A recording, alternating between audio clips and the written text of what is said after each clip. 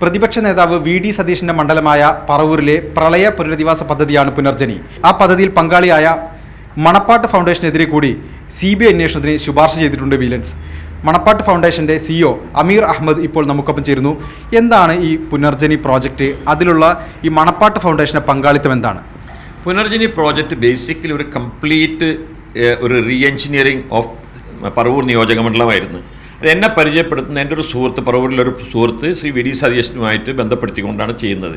അപ്പോൾ ഞാൻ ആദ്യത്തെ മീറ്റിങ്ങിൽ പോയപ്പോൾ തന്നെ അദ്ദേഹം പറഞ്ഞത്, ഞാൻ പറഞ്ഞതെന്ന് വെച്ചാൽ പൊളിറ്റിക്കലി ആകുമ്പോൾ ഞാൻ didn't want to involve in a political പ്രോജക്റ്റിൽ വേണമെന്ന് വെച്ചപ്പോൾ അദ്ദേഹം പറഞ്ഞു അങ്ങനെയല്ല. ഞാൻ പറഞ്ഞു ഞാനൊരു റീ എഞ്ചിനീയറിംഗ് സ്പെഷ്യലിസ്റ്റ് എന്ന് പറഞ്ഞിട്ടുണ്ടെങ്കിൽ ഞാൻ ബിസിനസ് റീ എഞ്ചിനീയറിംഗ് ആണ്. അപ്പോൾ ഇതിപ്പോൾ സോഷ്യൽ റീ എഞ്ചിനീയറിംഗ് ആണ്. അതിലെന്തെങ്കിലും വന്നു കഴിഞ്ഞാൽ നിങ്ങൾക്ക് ചിലപ്പോൾ എല്ലാവരും ശരിയായെന്ന് വരണമെന്നില്ല എന്ന് പറഞ്ഞപ്പോൾ അദ്ദേഹം പറഞ്ഞു എനിക്ക് അങ്ങനെയൊന്നുമില്ല. I wanted this to be a completely professionally managed പ്രോജക്റ്റിന്. അങ്ങനെയാണ് ഞാൻ ഈ പ്രോജക്റ്റുമായി ബന്ധപ്പെട്ടുകൊണ്ട് അന്ന് സേവിയർ ഇൻസ്റ്റിറ്റ്യൂട്ട് ഓഫ് മാനേജ്മെൻ്റ് ഉണ്ട് കളമശ്ശേരിയിൽ. അവിടെ നിന്നുള്ള ഡയറക്ടറോട് ബന്ധപ്പെട്ടുകൊണ്ട് ഏതാണ്ട് 100 ചില്ലാൻ കുട്ടികളെ പറവൂർ നിയോജകമണ്ഡലത്തിൽ ഇറക്കി എല്ലാ വീടുകളും സർവേ ചെയ്ത് കംപ്ലീറ്റ്ലി ഒരു പ്രൊഫഷണലി ആയിട്ട് ഒരു അസസ്മെൻറ്റ് റിപ്പോർട്ട് ഉണ്ടാക്കി. ഇതിനോട് പൂർണ്ണമായിട്ട് ഈ MLA അന്ന് സഹകരിച്ചിരുന്നു എന്നുള്ളതാണ് ഏറ്റവും വലിയ കാര്യം. എന്ന് വെച്ചാൽ അദ്ദേഹം വേണ്ട സൗകര്യങ്ങളൊക്കെ ചെയ്തു തന്നു. അത് ഞങ്ങൾ തമ്മിലുള്ള അഗ്രിമെൻറ്റിൽ ആദ്യം തന്നെ അദ്ദേഹം പറഞ്ഞതിനോട് വാക്ക് പറഞ്ഞിരുന്നു, ഒരു നയാ പൈസ പോലും എൻ്റെ ആളുകളിലേക്ക് എന്നിലേക്കോ ഒന്നിലേക്കും വരണ്ട, ഇത് നിങ്ങൾ പ്രൊഫഷണലി മാനേജ് ചെയ്താൽ മതി, നിങ്ങൾ NGO വെച്ച് മാനേജ് ചെയ്താൽ മതി എന്ന് പറഞ്ഞു. അതനുസരിച്ചിട്ട് അങ്ങനെയാണ് ഞങ്ങൾ മണപ്പാട്ട് ഫൗണ്ടേഷനിൽ തന്നെ പുനർജനി എന്നിട്ട് പ്രത്യേകമായിട്ടൊരു അക്കൗണ്ട് തുടങ്ങി. ഞങ്ങൾ ഫെഡറൽ ബാങ്കിൽ അക്കൗണ്ട് തുടങ്ങിയിട്ട് അതിലൂടെയാണ് എല്ലാ പണം വന്നിരിക്കുന്നത്. ആ പണം വന്നിരിക്കുന്നതിലെല്ലാത്തിലും ഞങ്ങൾ 3-4 കാര്യങ്ങളാണ് ചെയ്തിരിക്കുന്നത്. ഒന്ന്, വീടുകൾ വെക്കണം എന്നുള്ളത്.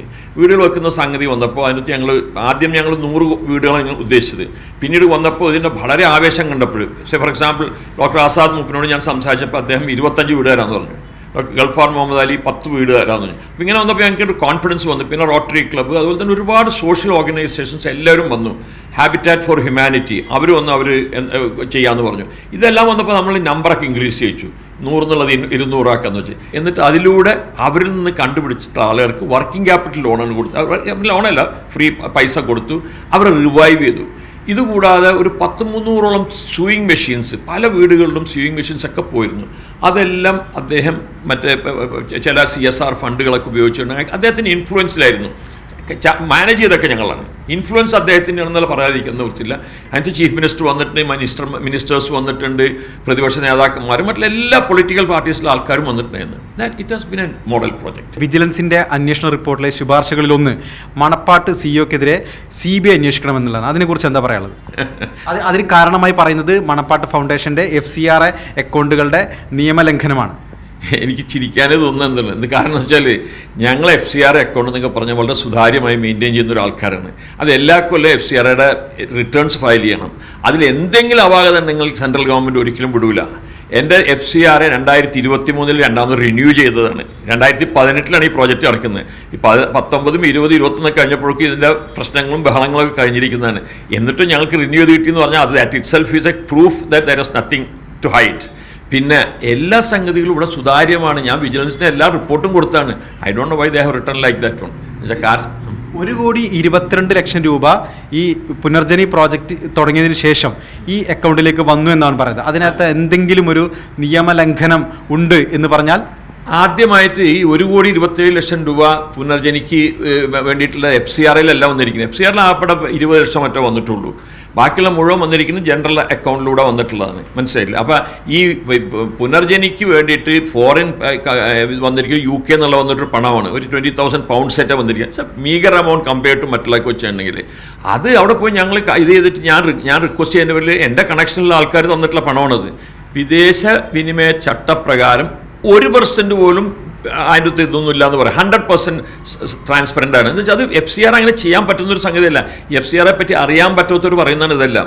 വെറുതെ എന്തെങ്കിലും പുകമറ സൃഷ്ടിക്കുക എന്നുള്ളതല്ല, അതിലൊന്നും ഇല്ല എന്നുള്ളത്.